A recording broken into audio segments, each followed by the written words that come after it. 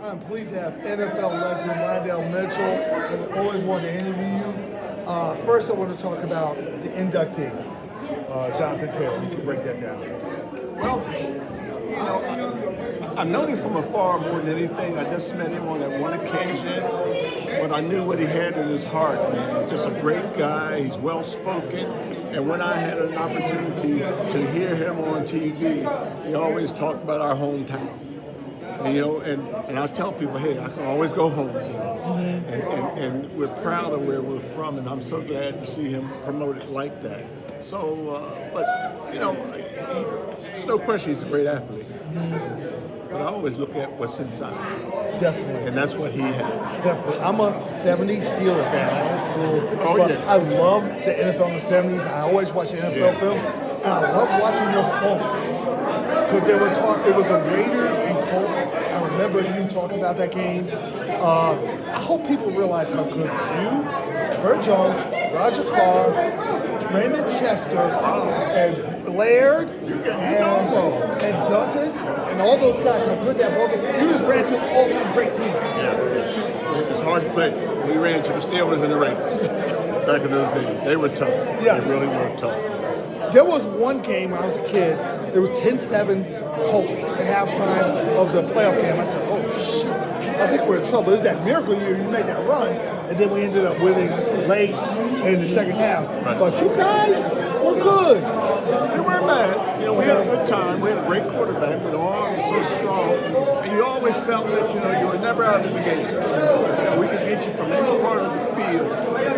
And we worked hard at it, man. Like anything else, things don't always come easy. You have to work at it. I mean, that's what we do. So just a great bunch of guys. And occasionally, at my age, I still get to talk to a few of them. Okay. But it was you, and Burt Jones was so good when he was healthy.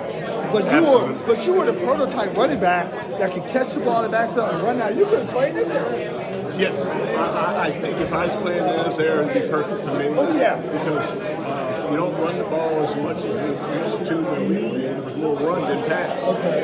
And so, you know, with me, back in those days, I led the entire league in pass receiving. A lot of people don't realize that. For 2 straight years in a row, I was the #1 receiver in football.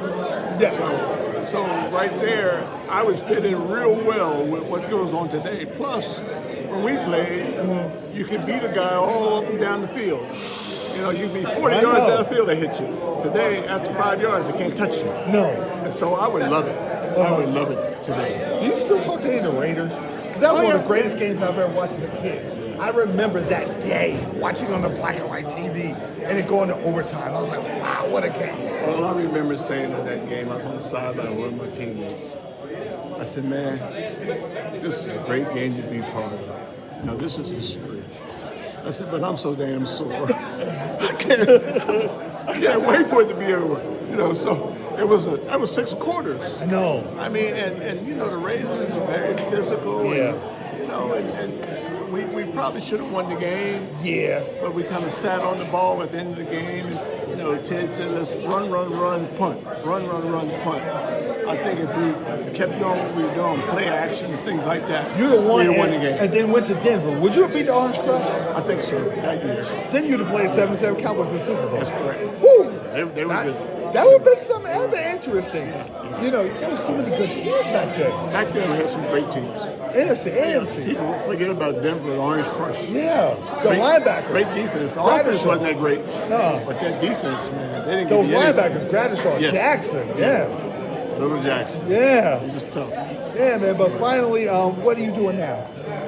I've been in the food business since 1990. My dear friend started the company in 1990, Franco Harris. And of course, he and I went to school together. And we were always together. I mean, we'll go somewhere and with other alumni around the country, and the guys will say, well, if you see one, you'll see the other. Especially if I was in town or something, because we're always together, man. So we've been in business since 1990 doing our thing. And so mainly we sell the K through 12 in schools, Good. And we have products that we sell. Probably have maybe like 75, 80 products that we sell. So it's been a wonderful business over the years and everything, and we just keep doing our thing. The legacy of Franco still lives. Still lives. Still lives. That was my guy. I was Lynn Swan when I was little. That was my guy, but I love Franco too. Yeah, thank you very much. I hope to get you again because I love talking 70s football. My pleasure. Love it. All right. Appreciate it.